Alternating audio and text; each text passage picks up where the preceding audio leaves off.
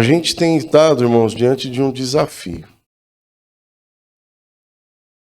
Porque a gente tem até conversado um pouco sobre isso com os irmãos ali da mesa pastoral. Por exemplo, eu tenho quase certeza, não é 100% não, que os irmãos não lembram o que eu falei da última vez. E que eu falei que eu ia dar uma continuidade. Acho que faz quase um mês que eu falei, não foi? Então, às vezes, é uma bênção a gente ter esse estilo, né, de uma igreja um pouco mais livre, onde a gente não fica preso aqui todos os domingos. Mas, por outro lado, quando a gente entende que precisa comunicar algo com mais, de forma um pouco mais sistemática, a gente acaba tendo algum tipo de prejuízo com isso. Então a gente tem orado, irmãos. Eu queria também pedir a igreja para orar sobre a possibilidade da gente, nem que seja durante um tempo, eu não sei, a gente ter nossas reuniões de forma semanal, entendeu? Então ore por isso. Estamos aqui pedindo a Deus que nos comunique, né? Mas eu queria, de fato, seguir naquilo que eu estava falando na última vez, que foi sobre Davi, o gigante Golias. Amém? Hã? Ué, não foi, não? Sobre o Davi e o gigante Golias que eu falei, não?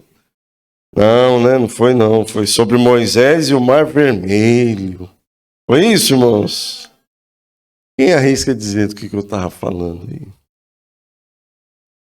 Sobre Adão e Eva, né? Irmãos abobrinha, aí, pelo menos alguma coisa o irmão lembrou, né? Lembraram, mas lembraram do que é importante. Eu acho que esse é o ponto de partida. Eu comecei a falar, irmãos, com vocês sobre visão. E eu vou dizer para vocês uma coisa, irmãos. Se tem uma coisa assim que eu tenho dificuldade é de ouvir Deus assim. É um grande desafio. Eu vou confessar, eu fico cheio de inveja quando eu encontro alguém que toda hora fala que Deus falou com ele. Eu falo, cara, eu queria ser assim, eu não consigo. Então é um grande desafio para mim ouvir Deus. Mas também quando ele fala, irmãos, aí eu fico igual um papagaio, só repetindo as mesmas coisas. E eu não tenho dúvida de que algo que Deus tem falado é sobre essa questão da visão.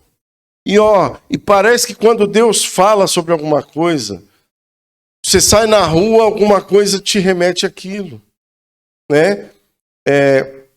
Essa semana eu tive uma experiência lá com a Paula muito interessante, porque se tem uma pessoa que eu sei que enxerga bem, é a minha esposa. Ela enxerga muito bem. Eu falo para ela que ela dirige melhor que eu. Só que ela foi no oftalmo e o oftalmo falou: meu Deus do céu, se você não colocar óculos agora, você vai ter problema sério depois. Ou seja, o problema dela não é que, ou melhor, o nosso problema não é que a gente nós não percebemos, mas nós nos acostumamos a enxergar mal. É isso ou não é? A gente se acostuma a enxergar mal. Aí quando você vai fazer um exame, o que acontece? Você toma aquele susto, fala, meu Deus, eu estava cego e não sabia. Eu pensava que eu enxergava bem. A pessoa, quando a Paula colocar o óculos, você vai ver, vai ser um avivamento. Ela vai falar, meu Deus, agora eu vejo com clareza. Mas isso é uma questão da idade, né? O tempo vai passando E a visão, ela naturalmente, no nosso caso como ser humano, não é só a visão. É um monte de coisa, né? Vai se deteriorando, a nossa saúde vai... Agora, irmãos, vamos pegar isso e falar dentro de uma perspectiva espiritual. Porque você já viu, e os irmãos já ensinaram muito, a gente já falou muito, que às vezes, ou muitas vezes, o natural, ele aponta para o espiritual, sim ou não? Não é verdade? Ele sempre vai apontar para aquilo que é espiritual. E esse aspecto, para mim, é uma grande, assim, é um grande ensino de algo que nós precisamos aprender e ter uma atenção dentro daquilo que é espiritual. E de tempos em tempos a gente precisa fazer um exame. É igual carro. Você pega um carro zero, aí você anda com ele um ano. Ou então, o carro zero você consegue andar com ele 2 anos. Mas daqui 2 anos, se você solta ele na estrada e solta a direção, o que ele começa a fazer? Ele começa a dar uma puxadinha para um lado ou para o outro, não é? Não é assim? Os irmãos que dirigem sabem. Né? Carro usado não, é 6 meses. Carro usado 6 meses, você tem que ir lá e fazer o quê? O que tem que fazer, irmãos? Alinhamento, tem que ir lá e dar uma alinhada. Então, eu acho que esse é um tempo para que a gente faça um alinhamento, irmão, para que a gente dê aqui uma clareada naquilo que a gente crê, dentro daquilo que a gente entende, né? E na última reunião, só para vocês lembrarem o que eu não falei de Davi com Golias, não falei de Moisés lá diante do mar, eu falei sobre visão e falei sobre a nossa visão clara, ela nos habilita a algumas coisas, ela nos habilita a vencer pressões. Aí lembra que eu falei das pressões externas? Como é que a gente vence as pressões desse mundo, né? Como é que a gente vai lidar com essas pressões? É quando a gente tem o quê? Firmeza de propósito, a gente tem clareza, a gente não engole qualquer coisa, a gente não se deixa levar por qualquer pensamento, qualquer novidade. Não, nós temos uma clareza de propósito. É assim que a gente lida com as pressões que vêm de fora. Porque um dos grandes problemas que a igreja enfrenta é não conseguir lidar com as pressões que sofre, às vezes, do lado de fora. Aí você vê, por exemplo, parte da igreja, movimentos no meio da igreja, que em alguma medida, em algum aspecto, está contaminado com alguma semente de uma ideia que não conjuga com as Escrituras. É verdade ou não é? Por quê? Porque não conseguiu lidar com essas pressões e não conseguiu se posicionar e dizer, não, isso não serve para mim, isso não conjuga com a palavra. Porque, irmãos, o evangelho, ele é puro, ele é genuíno, ele é simples. E não necessita de recheio, não necessita de acréscimos. E a tentação e a pressão é quando a gente começa a achar que precisa de um recheio, que precisa de algum acréscimo. Por quê? Porque está faltando alguma coisa. Entendeu? Nós, irmãos, precisamos ter assim, uma clareza como igreja de onde nós estamos e qual que é o nosso alvo. Aonde a gente precisa chegar. Porque senão a gente se perde. Aí daqui a pouco a essência ela já se corrompeu. Ela já se perdeu. Por isso que a gente sempre precisa estar avaliando, conversando, Às vezes eu sento com os irmãos sabem. Às vezes eu sento e falo, fala isso aqui para mim, o que você acha? Aí você vê que às vezes os irmãos estão alinhadinhos. Não, é assim, assim, assim. Às vezes não. Às vezes você vê, por exemplo, eu já cansei de falar com irmãos, né? Que às vezes eles soltam lá um status, sabe, essas frases, essas coisas que eu falo, meu Deus do céu. A pessoa fala um negócio, é tão bonito, mas não tem nada a ver com a Bíblia. E às vezes compra um peixe podre, entendeu? E não tem nada a ver com o Evangelho, não tem nada a ver com a palavra, entendeu? Por quê? E não está atento, então por isso que a gente tem que alinhar. E eu falei sobre essas pressões de fora, eu falei sobre as pressões de dentro, como é que a gente lida com as pressões do lado de dentro, como é que a gente lida com aquilo que nos espreme. Quem já não passou pelo dia da angústia, quem já não passou pelo dia mau, né? A gente lida com isso em Deus. A presença dele é que vai nos capacitar a vencer nossas lutas interiores. Quem aqui já teve lutas interiores, levante a mão, por favor. É só todo mundo. É só todo mundo. Agora eu vou te falar, a presença de Deus, a graça de Deus te basta. É isso mesmo, irmão? Sim ou não? Aí estou falando besteira? É isso. A presença de Deus, ela nos sustenta no dia mau, no dia das dificuldades. E a gente precisa, irmãos, eu vou contar aqui uma parábola, alguma coisa, para vocês entenderem qual que é o nosso cuidado quanto igreja. Qual que é a nossa, assim, percepção de cuidado, né? Eu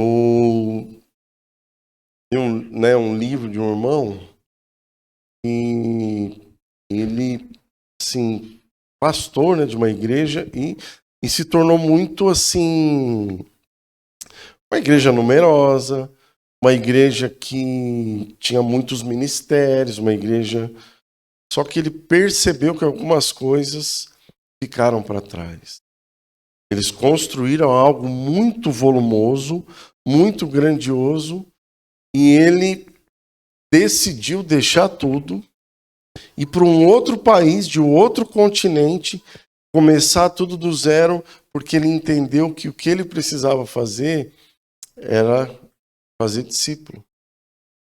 E me parece que a conclusão que ele chegou, embora ele não falou isso explicitamente, é que ele tinha construído aquilo tudo, mas ele não fez o que ele precisava de fazer. Porque no meio do caminho algumas coisas foram minando, né, ou foram contaminando aquela essência. E aí ele conta uma palavra muito interessante, mas que eu falo, cara, é muito forte isso. Ele fala assim, imagina, você começa a olhar para as pessoas à sua volta e perceber que as pessoas estão cuidando muito mal da sua saúde. Imagina, você olha em volta e fala, meu Deus, as pessoas estão cuidando mal da saúde.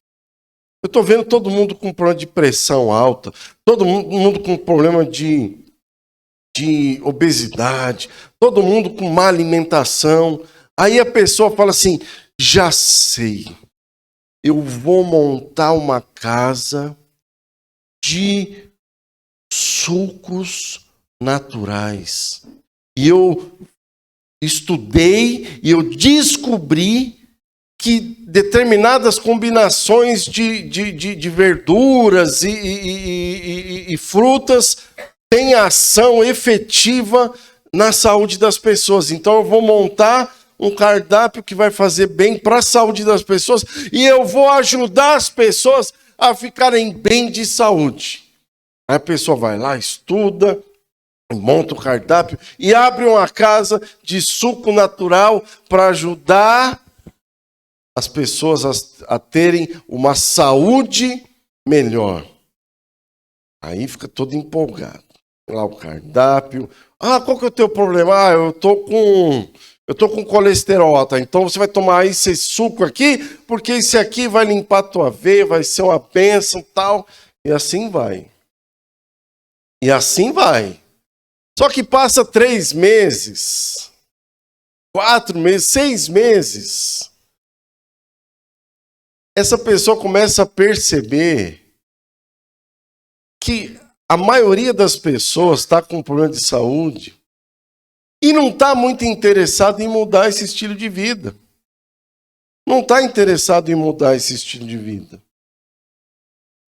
É meia dúzia de gato pingado. Mas aí ele começa a falar, poxa, mas eu não estou atingindo as pessoas. Eu não estou alcançando as pessoas. Aí é que entra o problema. Aí a pessoa tem uma grande ideia, fala assim, eu já sei o que eu vou fazer.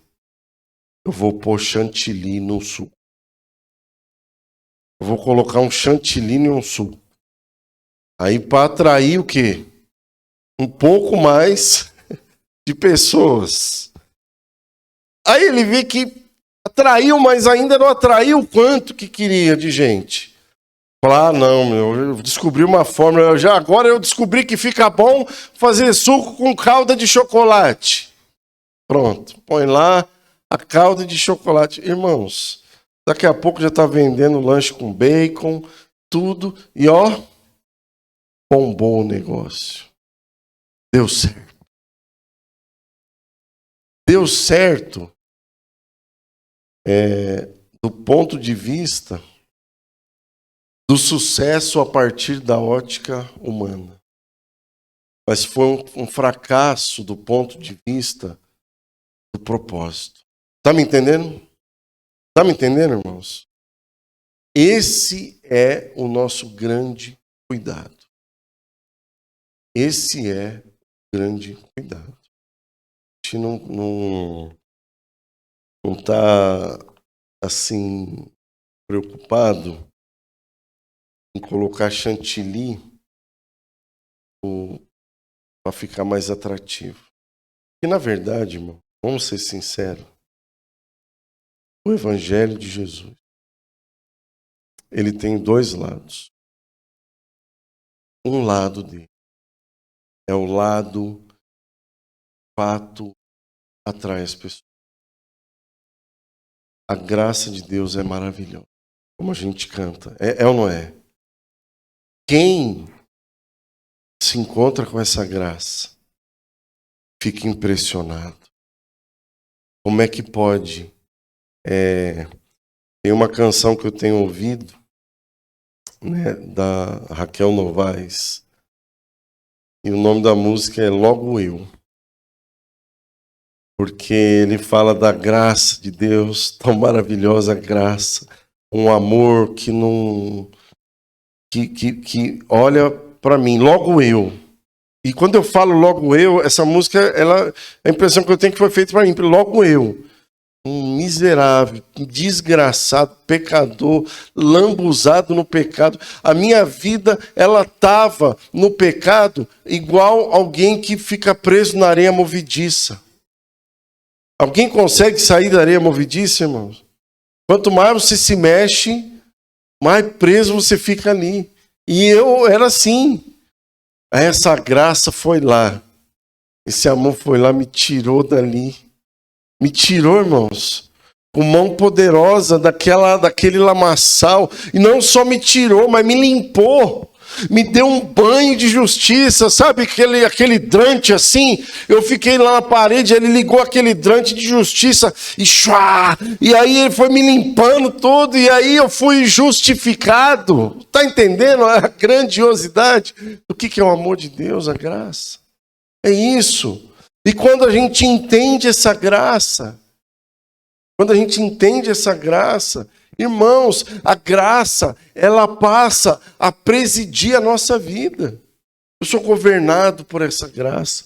Por quê? Porque eu já não vivo mais debaixo do pecado. Ou seja, eu não estou mais debaixo do governo do pecado. Eu estou debaixo do governo da graça. Ou seja, ela me atraiu, me conquistou, se revelou em amor para mim. Agora, qual é o desdobramento disso? É quando eu entendo essa graça, eu olho para ela e falo, puxa, ela é maravilhosa. Mas ela não é só maravilhosa no ponto de vista dos benefícios que ela me dá, mas ela é maravilhosa também na perspectiva da capacitação que ela dá para mim, para que eu possa andar e atender pela outra perspectiva do Evangelho, que é o seguinte, que é negar a si mesmo, que é tomar a cruz, que é saber, por exemplo, que o caminho é estreito. Não é isso que está escrito, irmãos? Não é isso. O caminho é estreito, que a porta é apertada. Então, não adianta a gente achar que um evangelho fraudulento, comprometido, que oferece uma coisa que a Bíblia não oferece, que fala de um amor do jeito que a Bíblia não fala. Não adianta a gente pensar que isso vai resolver a vida das pessoas. Tem um monte de gente que está caminhando a passos largos para o inferno, dizendo que está debaixo da graça de Deus. É ou não é? É isso que acontece. Então, a gente precisa ter a visão clara das coisas. Qual que é a nossa vocação, o chamado de Deus para nós? E entender, irmãos, que nós estamos aqui por um propósito. Nós estamos aqui por um propósito. Olha só. Meu Deus, eu não sei se eu vou conseguir terminar de novo, irmãos. Mas tudo bem. A igreja de Jesus, presta atenção, irmãos. A igreja de Jesus é algo que nasce nele. A sua existência e a sua caminhada passa por ele e ela volta para ele. A igreja de Jesus, ela é dele, por ele e para ele. Está me entendendo? E a gente tem que ter clareza disso. A igreja de Jesus, ela é o oposto, por exemplo, da Torre de Babel.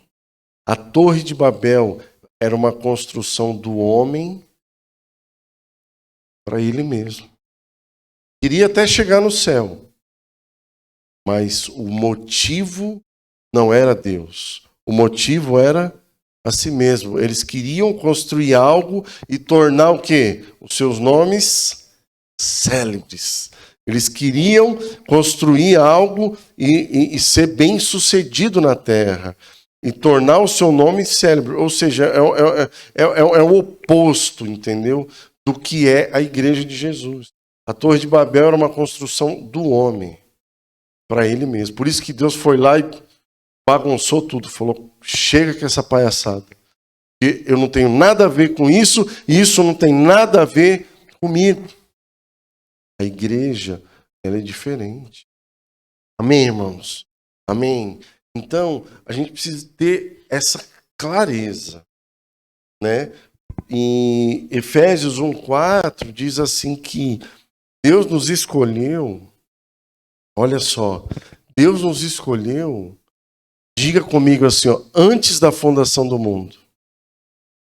Efésios 1:4 diz assim, Ele nos escolheu antes da fundação do mundo. Fala de novo. Antes da fundação do mundo, a gente poderia chamar também de eternidade passada. Porque Deus é eterno. E eternidade não é uma coisa que que não tem fim. Eternidade é uma coisa que também não tem começo. Ou seja, em algum momento da eternidade, Deus escolheu cada um de nós. Para quê? Para que Ele nos escolheu? Efésios 1:4, ele nos escolheu antes da fundação do mundo para, diga comigo, estar diante dele.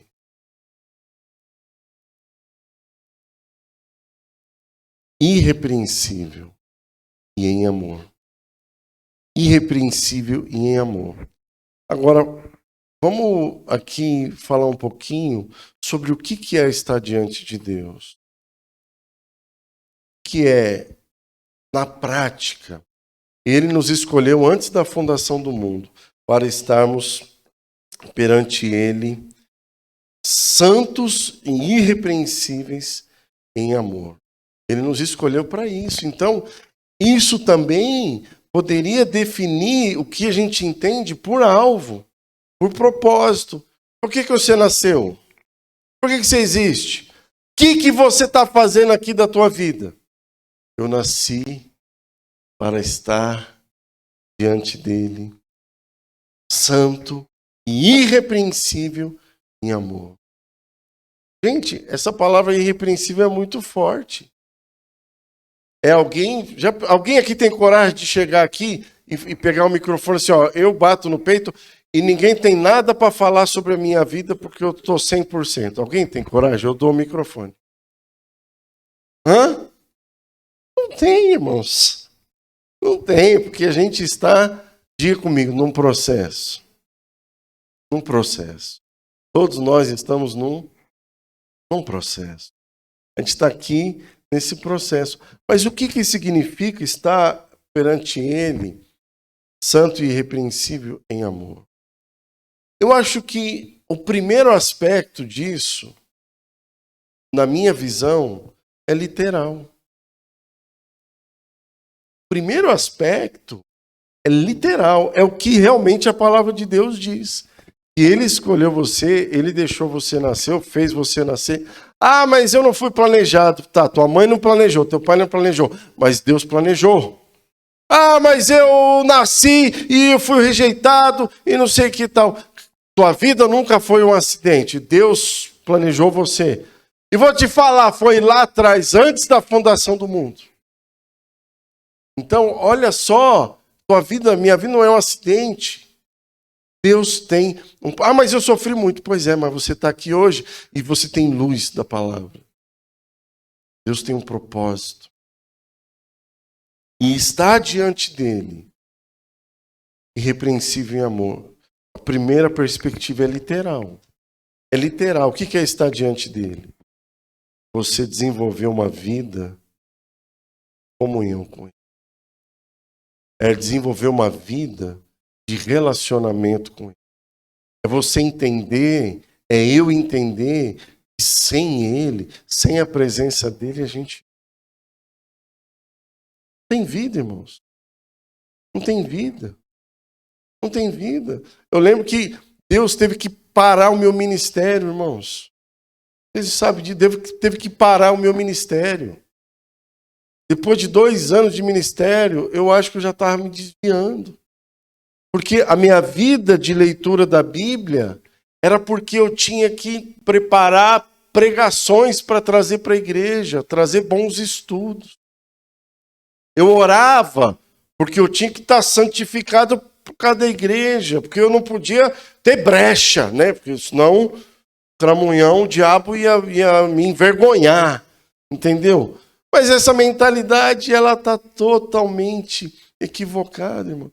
Você sabe por que eu leio a Bíblia hoje? Eu oro, irmão, porque eu preciso viver. Porque sem isso eu não vivo. A Bíblia fala, ó, não só de pão o homem viverá, mas do que? Toda palavra que procede. Ou seja, quando você pega de manhãzinha, se você não faz isso, eu acho que você está desviado. Entendeu? Eu, às vezes, me desvio, irmãos. Então, se você está desviado, é uma oportunidade de você voltar para o caminho. Amém? Quem não fica, às vezes, um tempo meio agitado assim e tal, passa por cima até disso. Mas, ó, quando você pega, seja 15 minutos, 20 minutos da sua manhã, antes de qualquer coisa, pega aquele cafezinho que você faz e você põe aquela xicrinha e sai aquela fumacinha assim, vem aquele cheirinho gostoso do café. Aí você senta e abre a sua Bíblia e fala: Senhor, eu estou aqui por tua causa. Eu só quero a tua presença. Fala comigo. E se o Senhor não falar nada, não tem problema. A tua palavra, ela já é a tua voz. Eu sempre brinco. Quer ouvir a voz de Deus? Leia a Bíblia em voz alta. Você vai ouvir Ele falar contigo. Então, olha só, irmãos. Se você faz isso, você sabe o que você está cumprindo? Estar diante dEle em amor. Amém? É literal. É você falar assim: eu estou aqui na tua presença. Agora, isso também tem desdobramento. Tem desdobramento. Nós precisamos ser pessoas equilibradas. Nós precisamos ser pessoas equilibradas. Porque a vida diante dele, de forma pessoal, repete comigo assim: a minha vida. Não, fala com força mesmo. Fala igual um discípulo de Jesus. Fala: a minha vida, diante dele, tem desdobramentos na minha vida comunitária. Amém. A nossa vida diante do Senhor, o nosso relacionamento com Ele, a nossa vida, o nosso exercício, como o Edu falou aqui, e estava incansavelmente falando sobre o nosso sacerdócio. Nosso relacionamento pessoal com Deus. Ele vai ter desdobramentos nas nossas relações com a comunidade, com o corpo. E vai ter desdobramentos com a nossa relação com o mundo. Quando você cumpre isso, o mundo não te contamina. Não te contamina. Você quer ver uma coisa? Irmãos, vou fazer uma proposta aqui. Durante um exemplo, né? Às vezes eu tenho vontade para só fazer tipo assim uma avaliação. Durante 7 dias, nós vamos fazer uma live de devocional de meia hora, aonde nós vamos juntos ler a Bíblia e orar. Durante 7 dias. Só que vai ser às 5 da manhã, ou às 4:30 da manhã, para não atrapalhar ninguém nos seus afazeres, né, que do dia. Quantas pessoas se disporiam a isso? Entendeu? É uma possibilidade. Quem acha que a gente podia tentar, irmãos? Tem muita gente que... Faz o seguinte, irmãos. Ora uma semana aí, semana que vem a gente fala disso de novo. Para você se preparar. Ó, a nossa relação... Agora, vou te falar uma coisa. Se você já vive isso, você vai ser o primeiro a falar assim: eu quero. Eu quero. Irmãos, quem foi alcançado pelo... O Marquinho tem uma frase que um dia ele falou isso alguma vez, e isso entrou no meu coração. Ele falou assim: ó, eu nunca vi ninguém arrependido de ter entregado a vida para Jesus. É isso aí, Marquinhos? Eu nunca vi. Alguém que de fato nasceu de novo, não se arrependeu. E essa pessoa, ela sempre vai dar passos à frente, mais profundo. Amém? Então, estar diante dele, estar perante ele, irrepreensível e santo, é um processo aonde ele já completou a obra em nós e nós vamos aperfeiçoando e evidenciando essa obra na nossa vida, perante ele, lá no secreto, entendeu? Desenvolvendo uma vida, por exemplo, de adoração. quanto da tua vida de oração você dedica em adoração a Deus?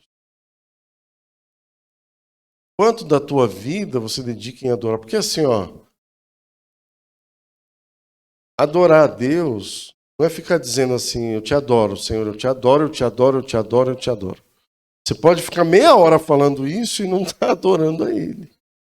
Está entendendo? Uma vida de adoração, ou a nossa adoração, ela é a partir daquilo que nós vemos. Quem é que conhece o Senhor? Só que Ele é uma fonte inesgotável de conhecimento. Ninguém consegue contemplar algo correndo. É ou não é? E a nossa adoração, ela vai se aperfeiçoando a partir da nossa contemplação. Quando você para diante de Deus e fala assim, eu quero te conhecer, quero saber quem tu é. Revela-te a mim. Aí quando ele revela, ele mostra um pouquinho assim de quem ele é, aí você fica chapado, aí você cai de joelho, e aí começa a brotar palavras que vão definindo ele para você. Às vezes, aí vou entrar agora no desdobramento comunitário disso.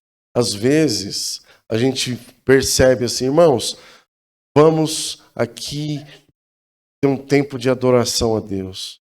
Abre a sua boca e começa a adorar o Senhor. Aí você vê que muita gente não tem que falar. Por que não tem que falar? Porque talvez ainda não aprendeu a exercitar isso. E é um exercício que nós precisamos ter lá no secreto. Mas é um exercício que a gente precisa ter no comunitário.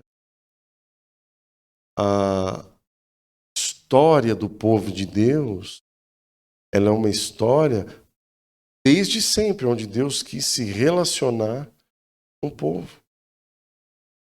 E ela é marcada por um Deus que se revela e que aponta caminhos de forma pessoal, entendeu? Para os homens. Abraão, contigo é o seguinte, ó, pá. Ô Jacó, com você é o seguinte. Moisés, com você é o seguinte. Davi, com você é assim. Elias, você vê que cada um tinha uma história pessoal com Deus, porque Deus é um Deus relacional. E Deus é um Deus de uma relação pessoal, onde Ele tem um plano para cada um. Mas Deus também é um Deus de uma relação no coletivo, aonde você vê a história da relação dele com o povo, é uma história marcada pela ordenança de Deus para que o povo fizesse o quê? Ajuntamentos. Falou assim, ó, se ajunta. Quando tocar a trombeta, né, eles pegavam lá o chifre lá dos animais lá e tocava lá, como é que chama? Berrante não. Chofar. O chofar. Pegava lá o chifre lá e tocava o chofar. E determinado tipo de toque, de som, o povo sabia que aquela buzina, aquele som, era o quê? É para a gente ir se ajuntar. É para fazer um ajuntamento solene. Não tinha esse negócio igual tem hoje, não. Entendeu? O povo largava o que estava fazendo e ia fazer o quê? Eles iam lá se juntar, saber o que Deus tinha para falar. Eles iam lá, ou não, hoje é dia de adorar, ia lá para adorar. Eles obedeciam ao ajuntamento solene. Agora, irmãos, nós precisamos abrir o nosso entendimento. Irmão, a gente reúne 2 vezes por mês, às vezes 1 vez por mês. E com data definida, hora definida, ninguém é pego de surpresa. Alguém já ligou para você e falou, irmão, daqui meia hora vai ter reunião geral? Alguém já fez isso com você? Já fizeram isso com você? Uma injustiça se fizer. É uma injustiça fazer isso com você, chamar você para ir adorar a Deus. Com tanta coisa que você está ocupado com a tua vida para fazer, alguém te pegar de surpresa. Eu me lembro que quando a gente serviu o quartel, tinha um negócio lá, meu irmão, que era terrível. Eles falavam assim, ó, durante todo esse ano, 24 horas você tem que ficar à nossa disposição. O nome era plano de chamada. Eles montavam os GCs, que eram grupos de combate. Cada GC tinha um responsável. E naquela época não tinha WhatsApp. Naquela época não tinha Malemar, era telefone fixo. O cara sabia que o amigo do grupo não tinha telefone fixo nem celular. Ele tinha que correr na casa do cara e dar um jeito de achar ele. Por quê? Porque o tenente lá, ele era assim. Ele ligava para dali 2 horas tinha que estar todo o efetivo no quartel. E se não tivesse, carro de serviço. E tinha que estar com a farda engomada, com o coturno engraxado nos trinques. Você sabe o que acontecia? Você faltou alguma, Marquinhos? Ah, meu irmão, eu era o primeiro a chegar, meu irmão. Para não ter BO pro meu lado. Era o primeiro a chegar. Entendeu? O primeiro a chegar lá. E a gente passava, às vezes, 20 horas andando com um mosquetão pendurado. Já não tinha nem onde pôr mais, né? Aqui começava a pesar. Aqueles 4 quilos virava 50 no outro dia, que era a marcha, né? 32 quilômetros andando, que nem um... Falar, meu Deus, para que eu estou fazendo isso? Não via sentido nenhum. Tinha dia que dava vontade de chorar, eu estou falando sério. De cansaço, de fome, de nervoso, de raiva. Desejar a morte do sargento, cara. De cair um raio na cabeça desse homem. Porque ele me pegou de surpresa. Eu estava cuidando das minhas coisas. Aí quer dizer, por uma causa dessa, a gente vai. Agora, irmãos, a igreja de Jesus vale muito mais do que qualquer exército nessa terra. A igreja de Jesus é um instrumento pelo qual Deus decidiu se revelar aos homens. A igreja de Jesus é a esperança para essa terra. Se você acha que a política, os políticos, é a esperança para essa terra, você está enganado. A esperança para essa terra é a igreja. É uma igreja que está se ataviando, está se preparando como pura, limpa, sem mancha, sem mácula, sem ruga, para se apresentar primeiramente a Ele, mas também para revelar Ele aos homens. Aí você fica fazendo conta.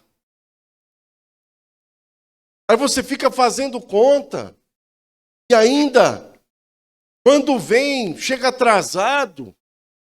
Ô, irmãos, a gente precisa mudar de vida, amém?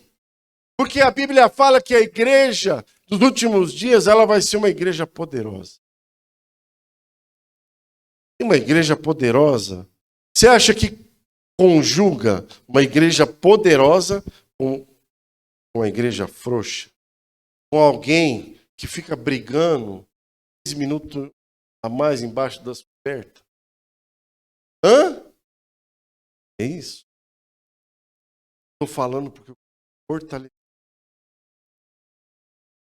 fortalecer o teu compromisso. Ó, eu louvo a Deus. Ontem os irmãos estavam lá. Hora lá. As coisas. Falei, meu Deus, eu nem fiz tanto e eu fiquei cansado. Imagina os irmãos que ajudaram lá arrumando as coisas lá. O Cleito, coitado, quantas viagens deu com o carro, né? Pá. Né? Não só ontem. Eu acho que essa semana deve ter dado umas 80 viagens. Não, e às vezes para buscar uma coisa que chega lá, alguém deu um guarda-roupa, aí chega lá, é um lixo, é um farelo. Falei, Cleito, pega, para não fazer mal com a pessoa, pega e leva direto pro Bota Fora. É uma vergonha alguém ter coragem, tá? E ainda usar os outros para vir tirar da casa. Como se estivesse fazendo um favor. Mas os irmãos se cansaram. E estão aqui hoje. Estão aqui hoje. Sabe o que é isso? É alguém que entendeu, está diante dele, em amor, santo e irrepreensível. Amém? Tem desdobramentos. Está diante dele tem desdobramento. Na nossa vida pessoal com Deus. Tem desdobramento na nossa relação uns com os outros aqui. Tem desdobramentos na forma como a gente trata os nossos irmãos. Quanto tempo que eu falei já? Eu nem sei. 2 horas? Oi? Só tem mais 5 minutos? Poxa vida. De novo.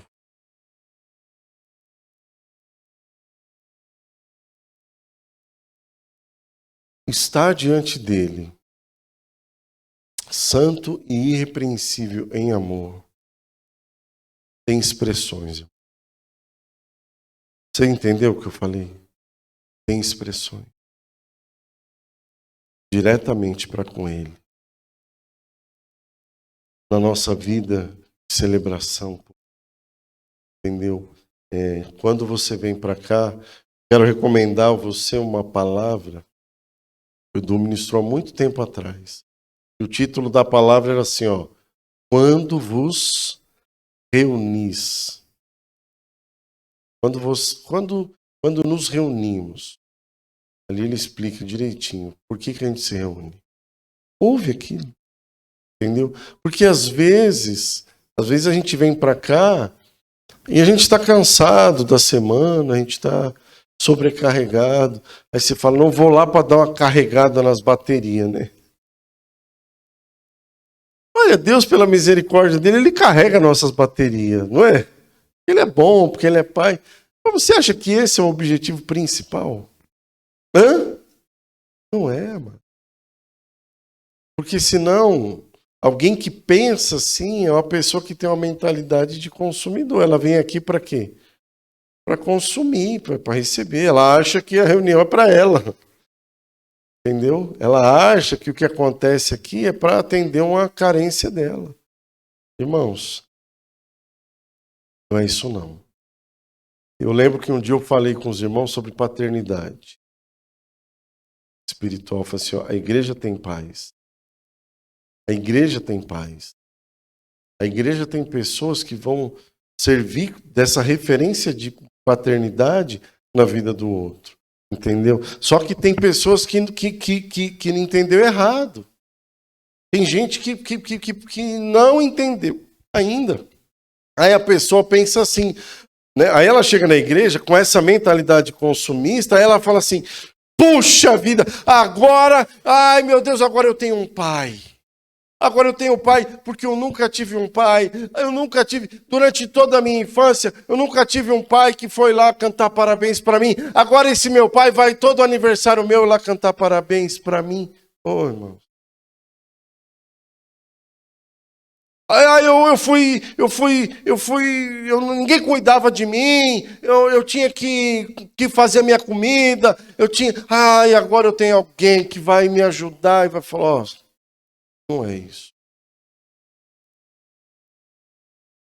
Essa paternidade para afirmar na sua vida, operar para te dar uma coisa, diga comigo assim, identidade e propósito.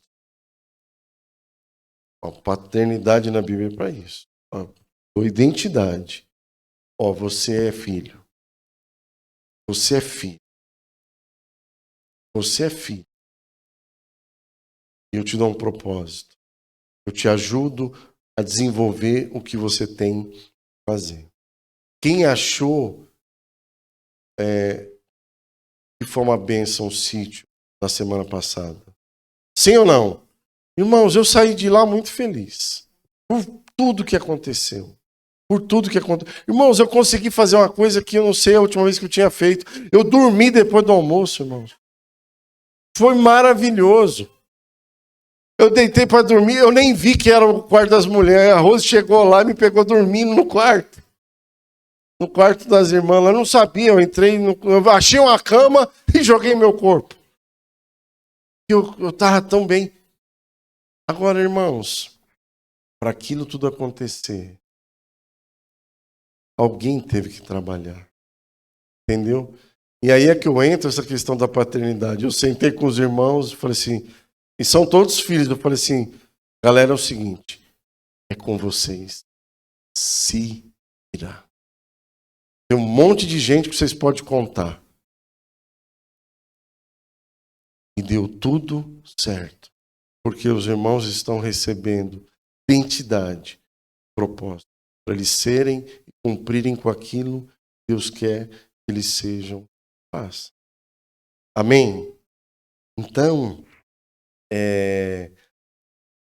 a tua relação com Deus, ela vai ter desdobramento na tua relação com o corpo. Você precisa entender a nossa estada aqui. Às vezes, eu sei que as pessoas às vezes lutam. Eu já vi muitas pessoas que falam assim, ai, eu não fui na reunião domingo. Por quê? Eu estava mal. É a mesma coisa de alguém que está muito doente e fala assim, eu não vou no médico. Por quê? Porque eu estou doente. Entendeu? Aí eu fico pensando, eu falo, meu Deus, quantas vezes eu tive que subir aqui para trazer uma palavra para a igreja? Uau. Senhor, acho que talvez hoje vai ser um dia que o Senhor vai usar legal, porque não tem nada de mim. Não tem nada. Não tem nada. Mas eu estou aqui porque eu entendi que o meu propósito, eu vim aqui para honrar o Senhor. Eu vim aqui para estar diante do Senhor como igreja. Santo, irrepreensível, em amor. Então, aí, quando a gente entende isso, quando o coletivo fica claro disso, algumas orientações nem precisa. É ou não é? Irmão, canta mais forte.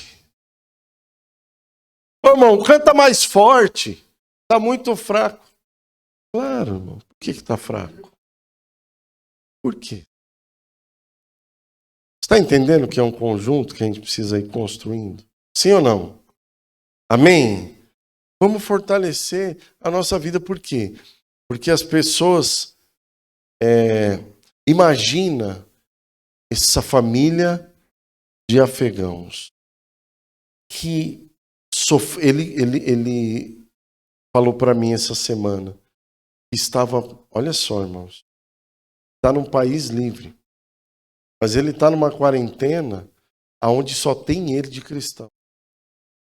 Os demais são todos muçulmanos. E ele falou que ele não estava bem, sentindo muito. Eu não vejo a hora de estar com os meus irmãos. Ele falou desse jeito. Aí pensa uma pessoa dessa, que lá estava correndo risco de vida, perseguida por causa da fé em Jesus, porque ninguém quase crê em Jesus, é pouquíssimo. Aí a pessoa tem uma fé que resiste a essas pressões.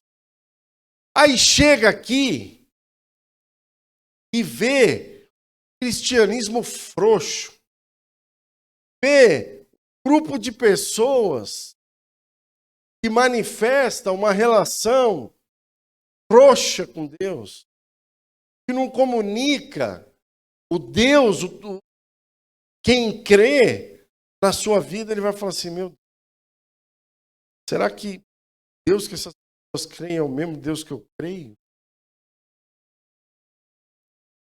Acho que ele vai falar, acho que eu vou voltar lá, porque lá pelo menos tinha mais adrenalina, mais emoção, cara. Aqui todo mundo, parece que está todo mundo ligado no automático, tudo apático. Assim. Irmãos, aplaudam. Louve ao Senhor. Cumprimente o irmão. Parece um monte de robô. Não, cara, a igreja ela tem expressões. Ela se expressa. E a Bíblia diz que de toda língua, raça, nação, todos virão e adorarão o Senhor. E a uma só voz, todos vão dizer aleluia. A primeira vez que aparece a palavra aleluia no Novo Testamento é no livro de Apocalipse, quando João ele diz: vi uma multidão de toda língua, povo, tribo, nação e raça, e eles e todos os santos a uma só voz ergueram a sua voz e disseram aleluia. Justos são os juízos de Deus, justo é o seu caminho. Acha que o aleluia vai se ver lá, é o aleluia que às vezes a gente dá, irmão? Hã?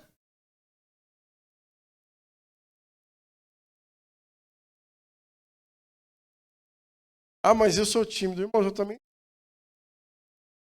sou uma pessoa muito contida, não sou uma pessoa de extravasar tal. Mas isso não tem a ver com, fala, personalidade. Isso tem a ver com aquilo que nos faz olhar para tudo que ele fez. Fala assim, Senhor, vale a pena. Amém? Vale a pena.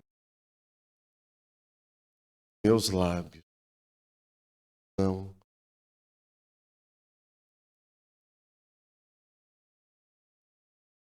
Precisa de alguém ter que ficar, sabe, empurrando.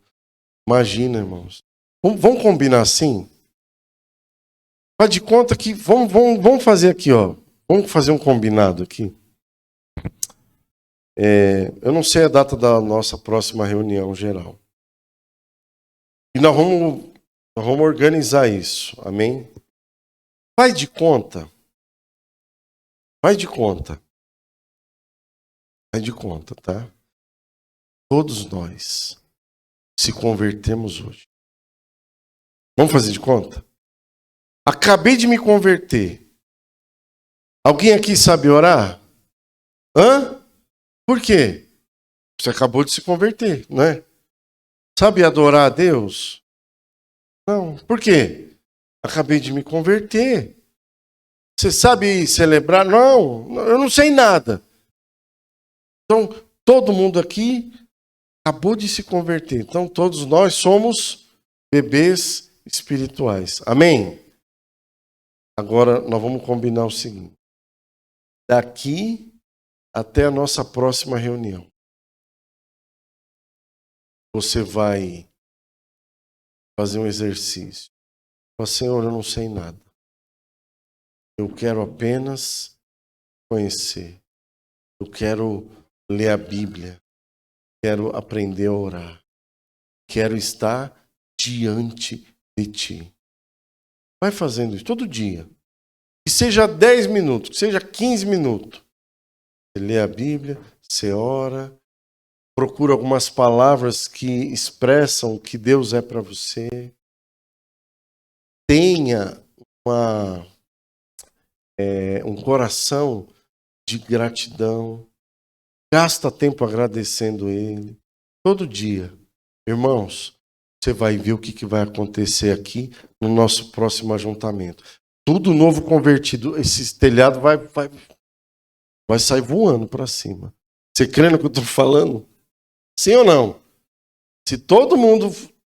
Nós somos tudo novo convertido. E nós vamos só ali buscar o Senhor. O que vai acontecer quando a gente chegar aqui? Vai ser... Aí sabe o que você vai fazer aqui? Sabe o que você vai trazer aqui? No nosso próximo ajuntamento? Diga comigo assim, bem forte, ó. Ações de graça. Ações de graça. Ações. O que é ação? Atitudes de graça. Atitudes que expressam que eu estou debaixo dessa graça. Amém? Ah, pai, vai ter gente plantando bananeira, gente pulando, gente Entendeu? Toda vez que o Edu fala, quem vem alguém aqui quer dançar, só a Cris que é corajosa, né? Ou só ela sabe dançar também, né? Pode ser. Mas eu estou desafiando você, irmãos, para que a gente dê um passo mais fundo. E eu não consegui falar do outro ponto ainda, que eu queria. Mas um dia Deus vai, se Ele quiser que eu fale, Ele vai falar. Se não, sabe o que vai acontecer? Lá no teu secreto, Ele mesmo fala, e Ele diz para mim, meu filho, deixa comigo. Deixa comigo que o papai resolve. Eu falei, ô papai, amém. Eu fico de boa. Vamos orar, irmãos? Quem quer orar comigo? Quem aqui, nós somos todo novo convertido. Você quer na tua sinceridade orar?